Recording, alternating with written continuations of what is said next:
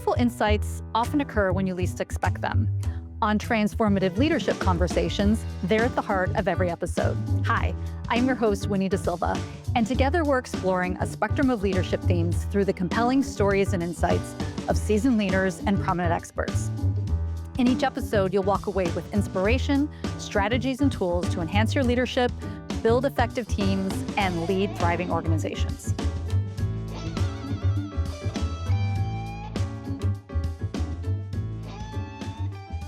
This month's series is called The Confidence to Lead. In last week's episode, you heard from Julie Silverman, who shared what confidence looks like inside a high-performance career. The ups, the plateaus, the resets, and the moments where confidence has to be rebuilt from the inside out. Today, we're continuing that exploration with Dr. Angela Stopper, Chief Learning Officer at UC Berkeley. Angela brings a different lens. She sees confidence as a learnable skill, a skill of competencies we can practice and strengthen over time. And in this conversation, she introduces this confidence competency model in a way that makes the whole topic feel clearer and much more accessible. So I'm glad you're here. Let's dive in.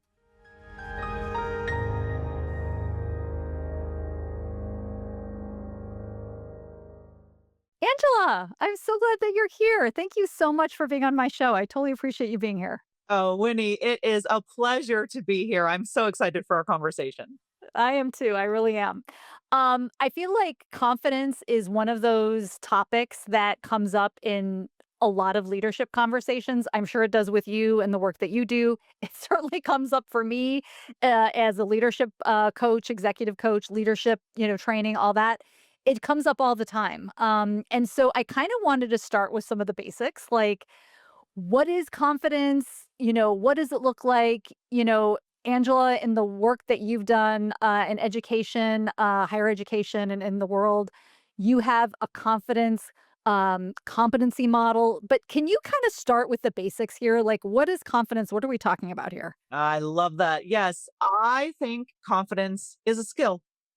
It is a skill just like every other skill that we have, that we can use, that we practice. In my 25 plus years in exec ed and in my role as a chief learning officer at UC Berkeley, it's a skill that you can build and you can grow just like any other skill. This notion that people are born confident or there might be some people who are and who have done that. That's great. In my work, in my research, in what I've seen in the world, it's a skill that every one of us can practice and get better and better and better at.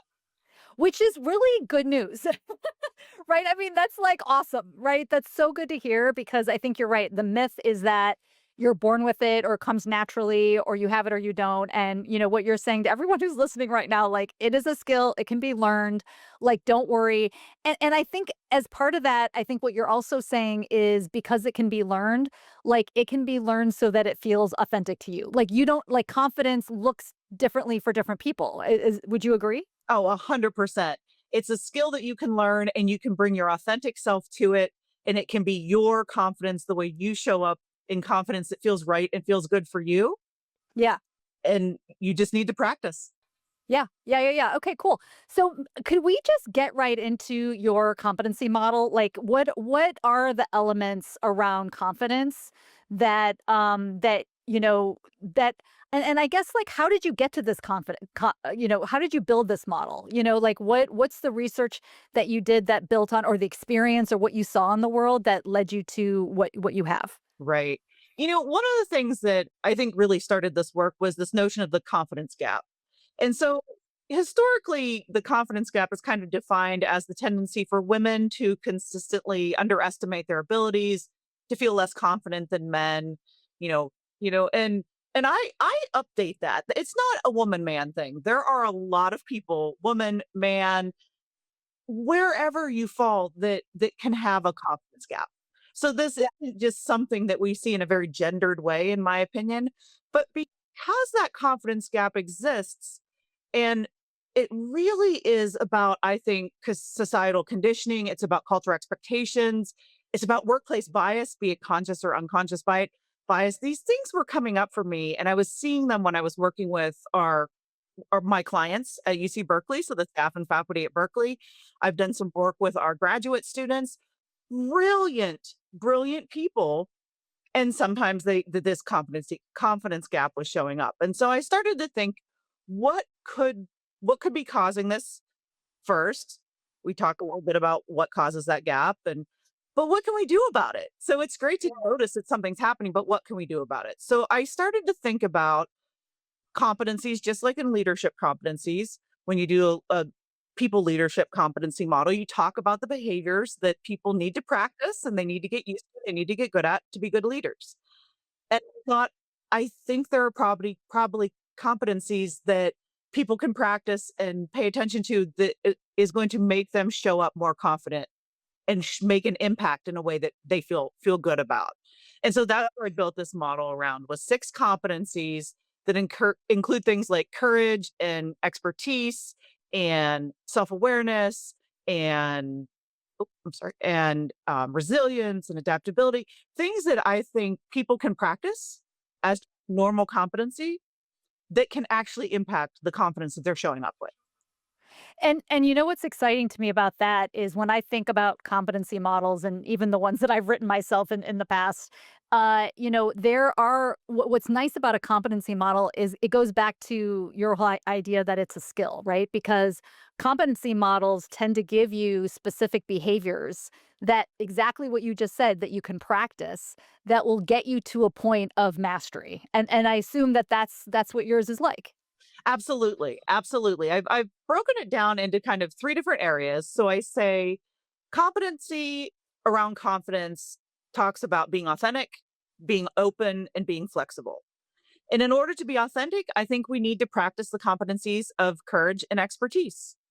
And in order to be open, we need to practice the competencies of self awareness and self development.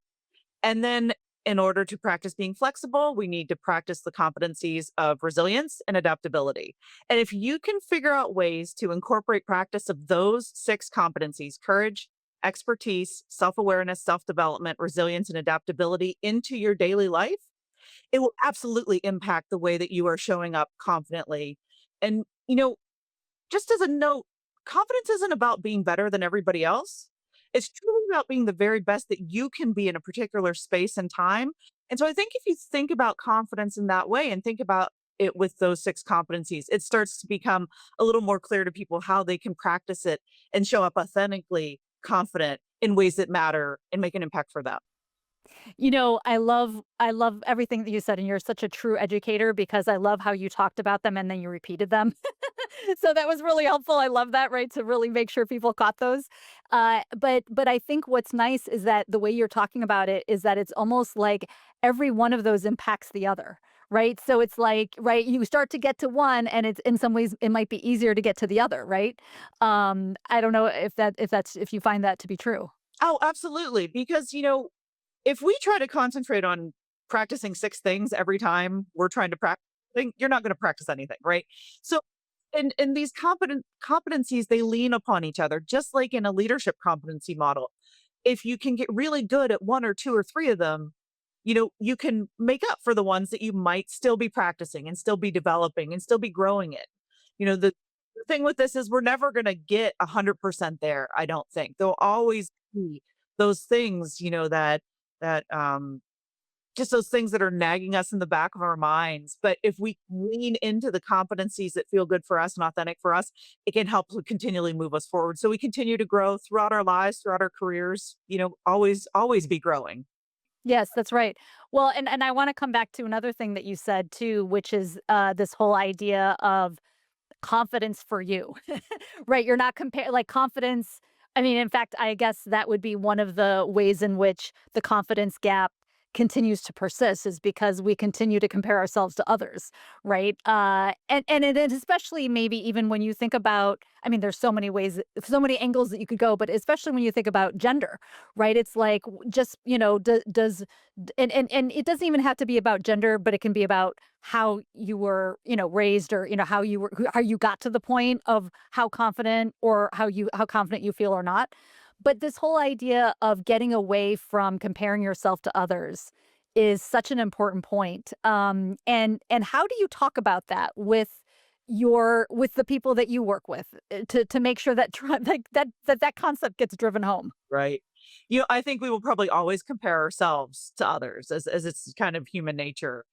I think what you can make a big switch in confidence is start talking about role models that might not look as similar to the old confident role model. So if we do want to find role models, I think we can find role models across the spectrum of individuals. There's these things where we quote these brilliant politicians of old, and they say these very interesting, remarkable things like, for example, like, Teddy Roosevelt says, like, believe you can and you're halfway there. And these kind of very confident statements. Yeah, and it's probably really easy. Well, I don't know that it was easy for Teddy Roosevelt to say that, but it's certainly easier to say those kind of things when you are showing up in an environment where everybody else thinks that you can as well. And so, I think it's about finding confidence role models that maybe don't look the same as what we might expect a confidence role model to look like, particularly as we're trying to shrink that confidence gap.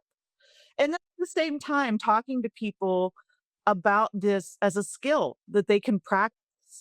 And so getting away from this is born into you, you're born this way, this is what, and talking about if you can, strengthen this muscle a little bit and you show up in a way that is going to feel good for you, you're going to get stronger and better as you're doing this.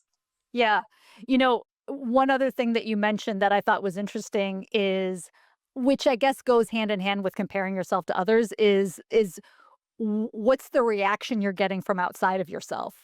And how are you perceiving potentially that reaction? But you're right. If people are right off the bat, maybe depending on how you look, what education you have, what papers you come with, or whatever, that you are going to be confident, that can inspire confidence. And of course, the opposite can happen where if you are surrounded by people based on how you look or your education or whatever, that you may or you shouldn't be confident, that certainly can impact your confidence.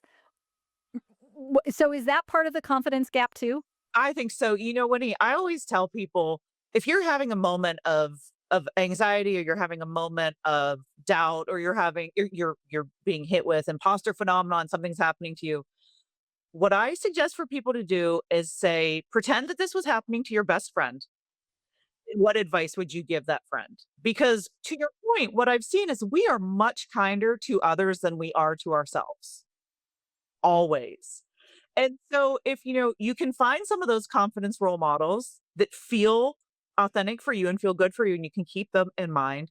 And then when you do have these things that creep in, you can start talking to yourself about, with a little bit of care and compassion for ourselves, just like we would do for our best friend or even a stranger on the street. I think sometimes we can be kinder to strangers than we can be to ourselves when we're thinking about these behaviors around showing up in ways that are still authentic, but also in a way that's going to allow us to make an impact that we feel really good about. Yes, absolutely. Yeah, no, absolutely. Um, Part of what happens, I think, in the confidence gap, maybe especially with women, but I think this happens with men too. And in fact, I've seen it. I've worked with men who have also struggled with this. But this idea of being too much, because when you think about confidence, you do think of someone potentially, maybe the stereotype that has a strong personality, right? That maybe is an extrovert that speaks loudly, right? But sometimes that kind of personality or that perception of confidence, can be potentially negative, maybe especially for women. What have you noticed about dealing with that, or helping people think through some of those comments that you're too much, or tone it down, or anything like that? Yeah, it's such an interesting space. I think that probably has happened to all of us at some point. I think, Winnie, I might have shared with you once, I had in a performance evaluation, I had a manager tell me that I was very tall and very blonde. How tall are you? 5'9", and he like 6 foot. So, so tall. And I'm not sure. So I said, well, that's interesting. You're really short and really brunette. Like, What do you want me to say? what do you want me to say to that? Right. But you're exactly right. because I think what she was trying to tell me is that when I walk into a room, I had a presence that people were paying attention to, and in for whatever reason, that did not feel good for her as my manager. And so that could have been a very different conversation, but it very much showed up to me as, "You need to tone it down." And I was not interested in that feedback, but to be honest, I obviously want to show up in ways that make people feel comfortable with me and be able to be their authentic selves with me, and where I can work with them to bring out the very best in what they're doing. But, it's still there's still some folks that can be uncomfortable in those kind of spaces. So I think, as you're thinking about, am I an introvert or an extrovert, don't confuse that with shyness. So introversion is not shyness. I actually I'm a 90th percentile extrovert and was very shy as a child. And I was talking with a friend of mine who's also a shy extrovert, and it's interesting being a shy extrovert, it's kind of like you're in your own personally created prison, because you really want to be social and be out there and be talking to people and be externally processing, and at the same time you're really shy. And so, I probably maybe at some point in my career kind of overcompensated for that shyness by being really kind of out there, and maybe that's where that piece of feedback was that came from that manager. At the same time, it was not terribly helpful. And so, as we're thinking about how we are meeting the others in our lives and supporting them and helping them to grow and helping them to be authentic, I think it's really important that we think about how we use those words, how we talk to people about, you know, how they're showing up, and we give them advice. I think, much so a person's feedback and their reaction is one piece, but what we can control is what we're putting out there for people. So as we're thinking about that, how are we ensuring that the people that are in our sphere can practice confidence and can show up in ways that feel authentic to them? I think we need to be maybe a little less judgy, a little less judgmental, and really have conversations with people about, what is it that you want to be? What is it? How is it that you want to show up? And then support them in helping them to do that. I feel like there's so much to unpack with what you just said. There's so much there. I mean, first of all, you can't help being I mean, I guess you could dye your hair, but, like, you can't help being blonde and tall. You know what I mean? Like, it's like, and I think that just makes me think, as it relates to confidence or anything else, when you're giving feedback to someone, what are you really giving feedback about? You know what I mean? Like, what was it about you that was making her uncomfortable? And if she was able to just for a few minutes reflect, you know what I mean, on what was really happening for her, maybe, and I have no idea, but maybe she could have given you more specific feedback about, like, come in at this particular time, or, when you come in the room, or I don't know, like something actually tangible that was helpful. So I think that's part of your comments, right? Is that anytime you give someone feedback, like, what are you actually asking them to do differently and why, right? But I think that does lead to the whole idea of, like, this whole notion of appearance, and appearance, like, emphasizing confidence or not. And if because I've worked with many people who are, small, and look really young, and they feel like, how do I project confidence? So how you look and how you show up, you know, it does impact your confidence, right? And so how do you talk about that? Like, how do you talk about how you look and who you are and who you just naturally are as it relates to confidence? Right. I think one of the things that's in the model is around self-awareness and self-development. So that's that being open piece. I think it's having a conversation with yourself about being self-aware. So knowing who it is that you are, knowing who you want to be, knowing how you want to be seen in the world.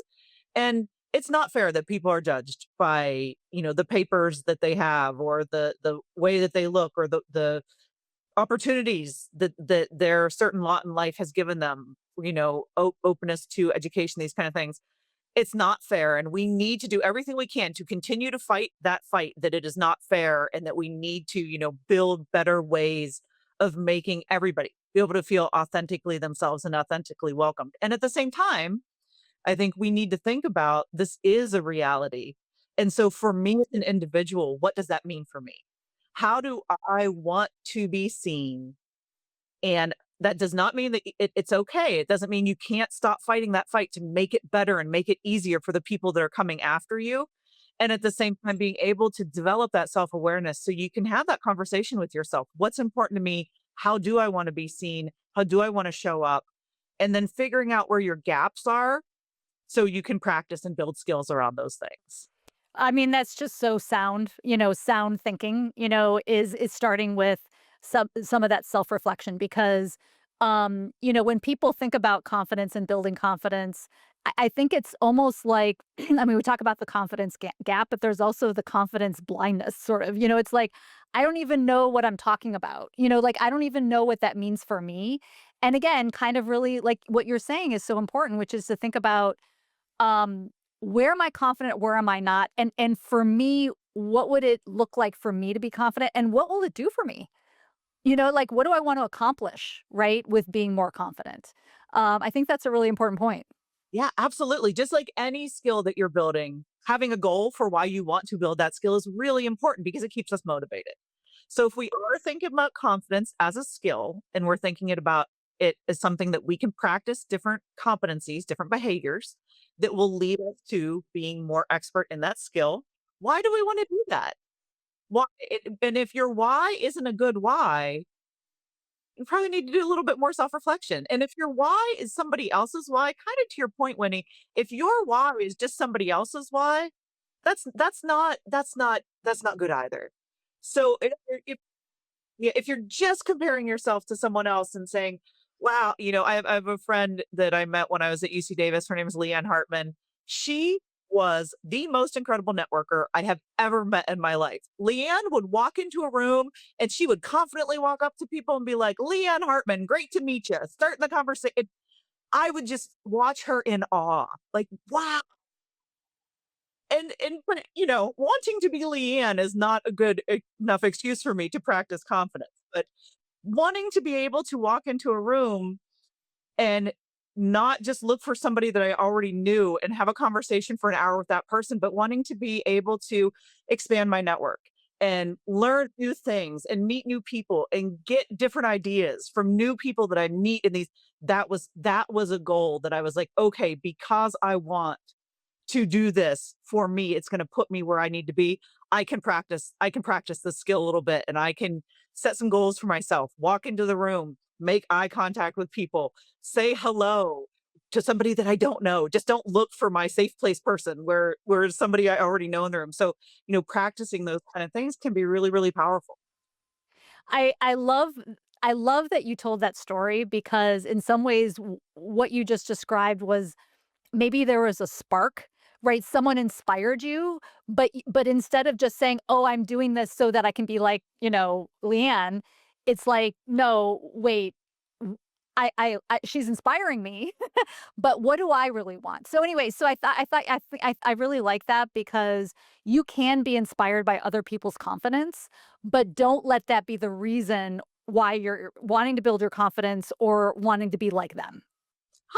100%. Find your role model. And a role model doesn't mean I want to, it means that exactly what you just said. There's something there that sparked that you thought, wow, that's something that's going to be meaningful and impactful for me. That's right. Exactly. Exactly. Can you talk a little bit about the link between confidence and leadership? Like, I mean, just generally speaking, because you do so much leadership development, and you've done so much leadership development in your career. Like, I guess, like, how important is confidence? How important is it not? What's the connection for you that you've noticed like over the years? Yeah. One of my favorite things around lots of favorite things around people leadership, but one of the things I talk to some of our people leaders at Berkeley and the other companies that I do consulting work for that is surprising to them sometimes is when I talk about people leadership, I talk about courage. And you'll remember that in the competency model that I created around confidence, courage also shows up in that competency model. And I think courage is it's really about kind of being out in front, ushering in change, challenging the status quo, being comfortable during conflict, stepping up and owning lonely positions sometimes. It's not about not being afraid. Courage doesn't mean that you're not afraid. It means that you have learned how to manage the fear so that you can still do what's right and do what's meaningful and do what's impactful for you. And I think that is a huge part of people management, people leadership, and I think it's a huge part of confidence.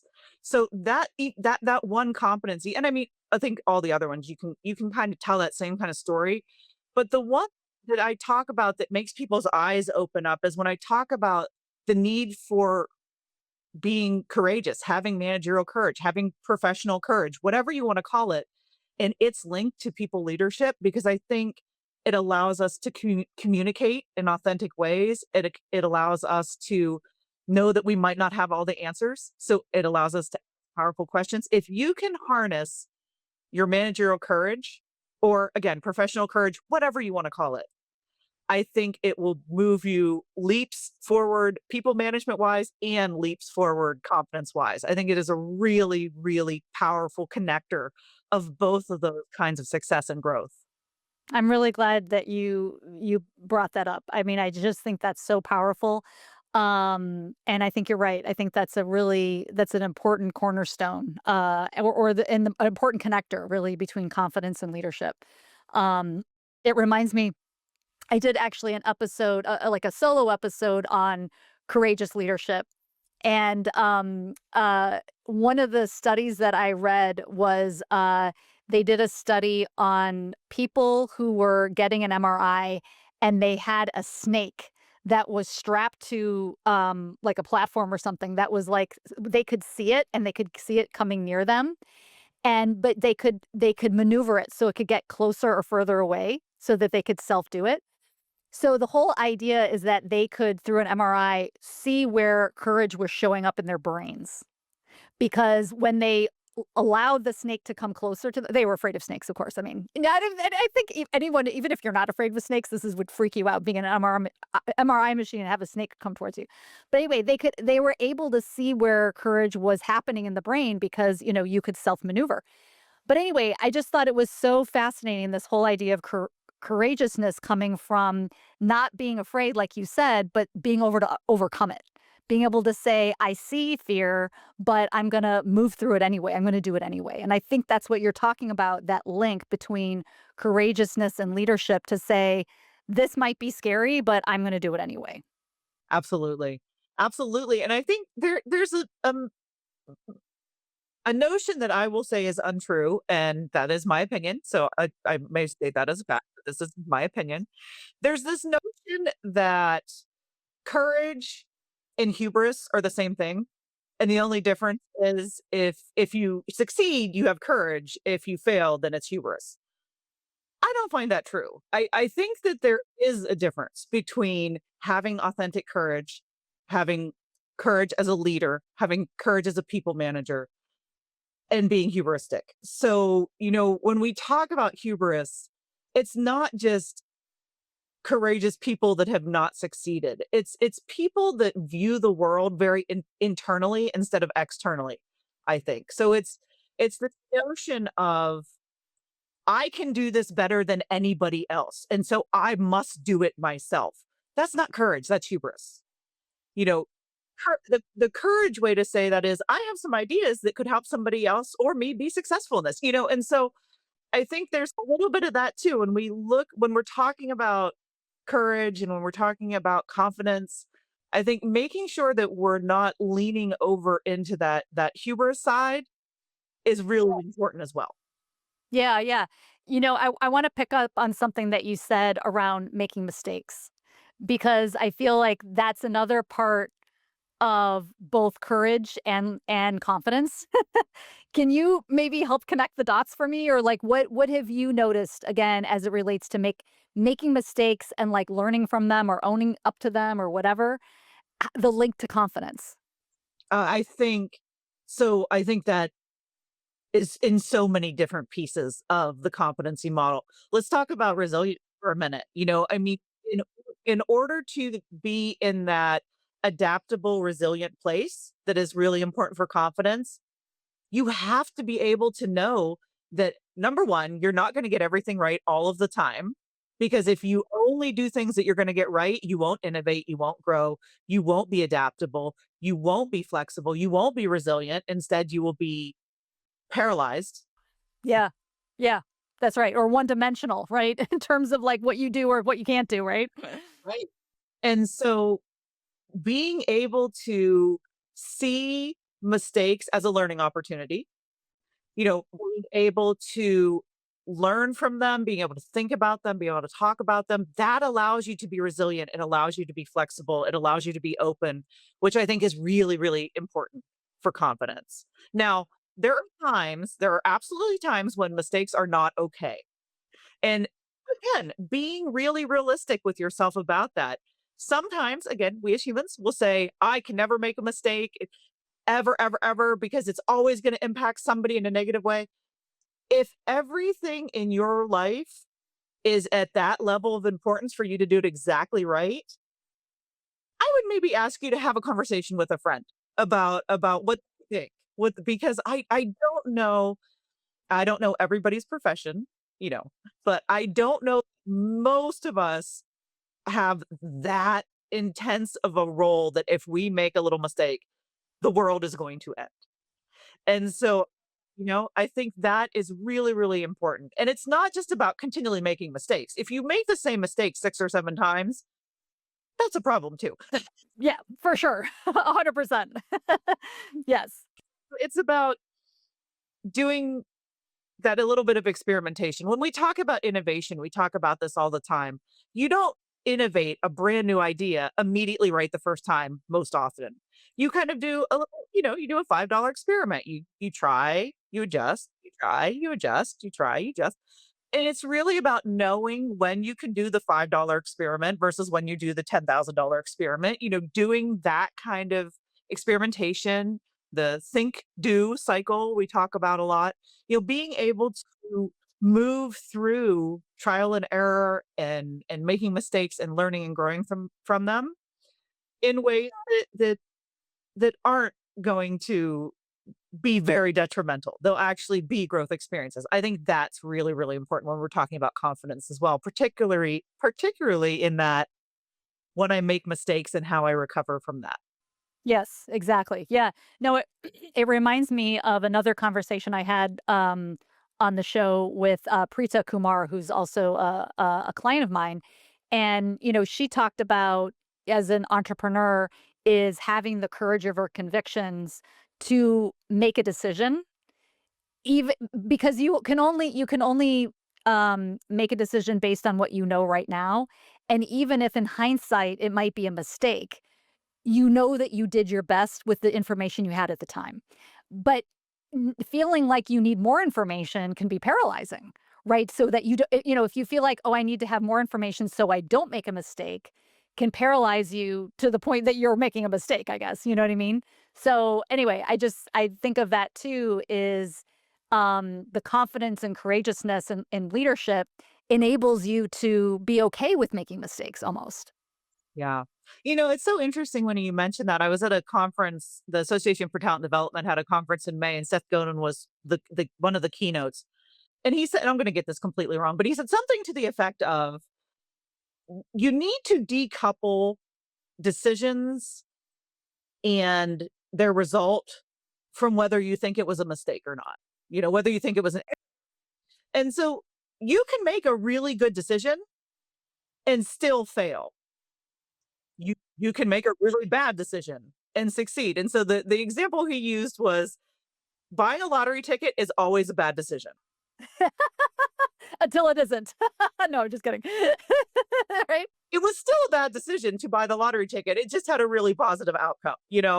And so I think when you were just telling that story, that's what I was thinking about is we need to stop saying, I've done this thing. I have all of the information that I have. I've thought about it. I'm going to move to action. And if I succeed, that was a good decision. And if I fail, that was a bad decision. It can still be a good decision. To your point, moving forward is a great decision. If you have the data, you've looked at it, you think you thought through all the kind of where you think it's going to go, even if you fail, it could still be a good decision. And so just just getting clear on that, I think can be really powerful for people because there are so many times when we can get paralyzed from indecision when the world is changing so quickly or we don't have all the information we want. And if we wait until we have all the information, we will probably be waiting a very, very long time.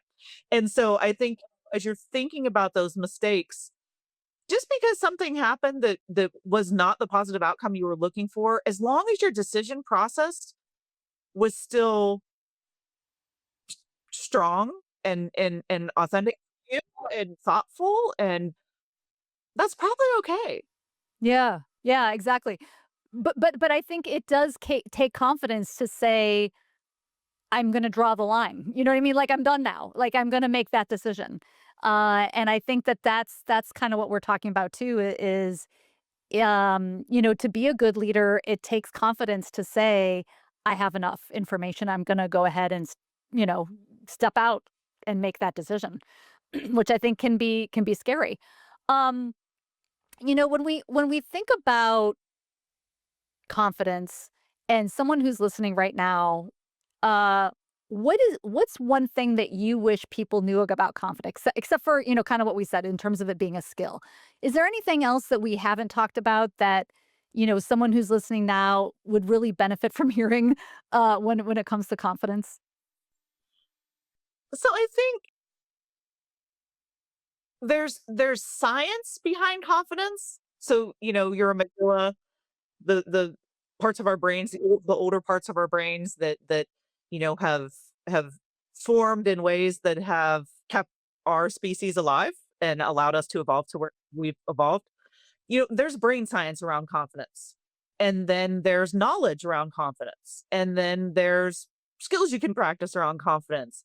And so I think probably the exciting piece of confidence is there's not one magic ticket.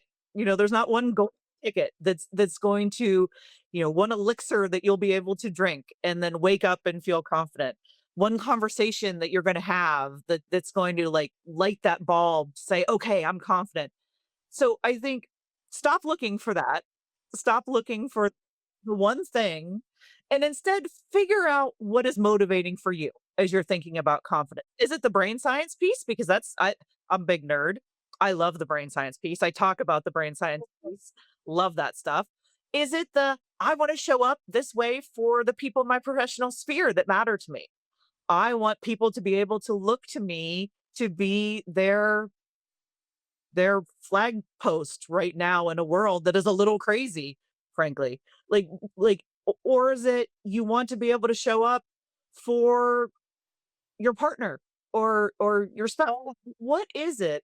And then figuring out which of the is it the skill piece? Is it the neuroscience piece? Is it the practice piece? Is it the role modeling piece? What is it that's going to be most meaningful for you? I think that's a really important thing to think about when you're thinking about confidence. It's not just this one thing. It's a lot of things. No, I loved how you linked kind of what we were talking about earlier, which I think is definitely the starting point. We talked about that in terms of understanding, do some self-reflection. Why do I want more confidence? What would it get me? But then, like you said, there's just so much available to tap into to understand that for yourself, in terms of how do you get there. Which kind of leads me to you. You offer, amazing things for people who are listening now. How do people get in touch with you? What do people need to know about you if they want to learn more? Yeah, well, so the good thing about me is I have an extremely unique last name. So, Stopper is I when I married my husband, I took his last name even as a screaming liberal feminist, and I told him, "So, honey, I love you and I'm excited to be part of your family, and I'm also getting a PhD and Angela Moore, there are like 5,000 Angela Moores in this country. There's no me." So, And just stopper just sounds awesome. Like, stop. Hold on. Here I am. exactly, and Doctor Stopper, like, I need a cape. I'm like, that is, like, super villain name or super I'm not sure, but Doctor Stopper, yeah, anyway. And then you're tall and blonde. So, this is perfect. But the good news is, there's, as far as I can tell, there's one Angela Stopper on LinkedIn. That is me. And so I love this stuff and I love talking with people about these things. So if you're listening to this right now, ping me on LinkedIn. Let me know that Winnie's show is where you heard about it and let's have a conversation. I have a workshop that I do around this that I'm happy to provide you the slide deck for if you want to study this for yourself, if you want to think about it, for people in your professional sphere that would benefit from listening to this. The one of the cool things about working at UC Berkeley is we're the one of the top public research institutions in the world. And so I can build this knowledge and share it freely with people that are interested in it. So it's not behind a paywall or a firewall. Really excited to continue talking to people about how confidence looks for them, how they can show up authentically confident, how we can get rid of this confidence gap, how we can continue to chip away at this confidence gap, how we can start to build environments where people can show up and know that what they bring matters and know that they are safe to really explore and share what they have with their professional sphere, with the teams that they're on, anywhere that they can make an impact.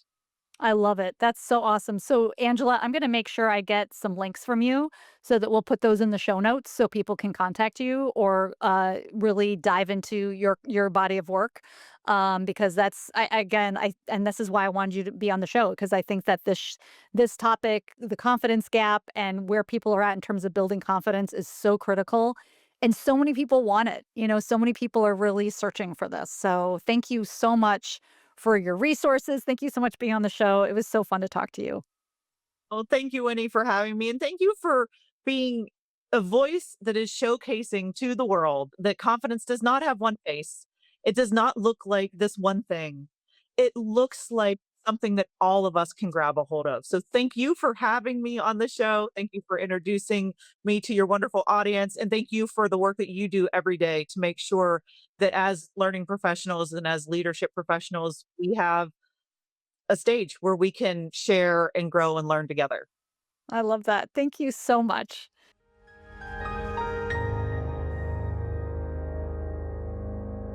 Thank you so much for joining in my conversation with Angela Stopper. If you'd like to explore Angela's competency model or connect with her, you'll find everything you need in the show notes. And next week, in the last episode of this 3-part series, I'll offer my own perspective on the confidence to lead.